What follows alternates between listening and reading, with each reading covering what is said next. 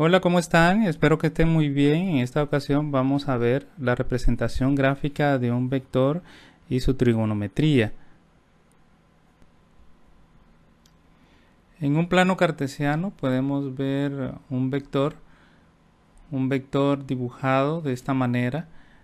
Le vamos a llamar A y su ángulo es contado desde el eje X hacia el vector en un plano cartesiano. Todo vector en un plano cartesiano tiene sus componentes en X y componentes en Y. No es más que un reflejo de este vector en las eje X.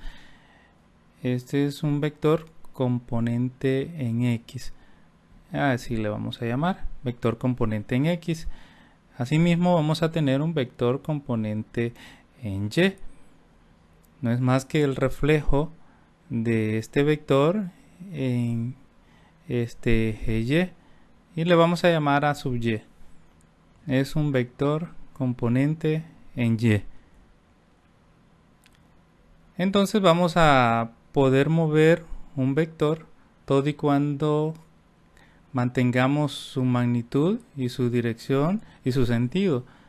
Es así como podemos mover a sub y tenemos un triángulo rectángulo como este, donde la hipotenusa es A, es el vector, y sus catetos son las componentes en X y componente en Y.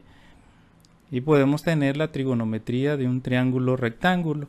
Seno del ángulo θ es igual al opuesto sobre hipotenusa. El opuesto es AY sobre A. El coseno del ángulo es igual a adyacente sobre hipotenusa y el adyacente es AX sobre A. También podemos tener tangente del ángulo, que es opuesto sobre hipotenusa. El opuesto es el que está enfrente del ángulo, que es el cateto A sub y sobre A sub x, que es el adyacente.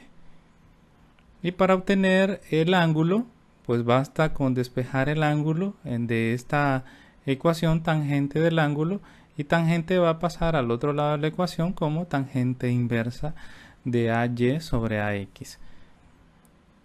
También podemos tener Pitágoras, y Pitágoras dice que la hipotenusa al cuadrado es igual a la sumatoria de los catetos al cuadrado, donde nuestra hipotenusa se llama A, que es el vector, y los catetos son las componentes en X y componentes en Y al cuadrado.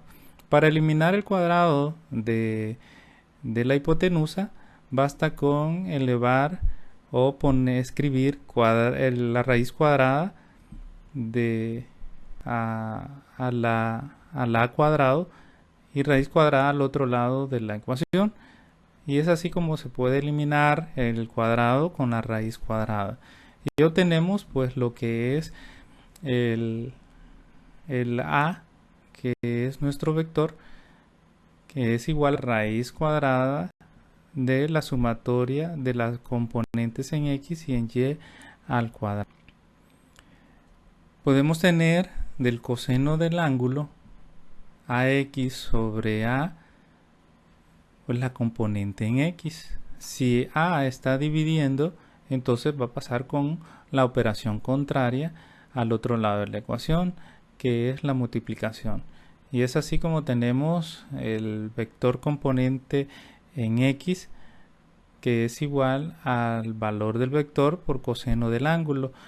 Esto nos va a servir para todo vector en un plano cartesiano. También podemos tener el seno del ángulo es igual a AY sobre A. Igualmente podemos despejar a Y pasando A al otro lado de la ecuación. Si está dividiendo, va a pasar con la operación contraria, que es la multiplicación, de esta manera. Entonces tenemos AY es igual al valor del vector por el seno del ángulo. Y es de esta manera que hemos conseguido las componentes en X y en Y de un vector, y también su módulo, que es la raíz cuadrada de sus componentes al cuadrado. Si les gustó este video, no olviden darle like y suscribirse. Así poder subir más videos y hacer unos ejercicios aplicando lo que son las componentes en X y componentes en Y. Eso es todo. Hasta luego.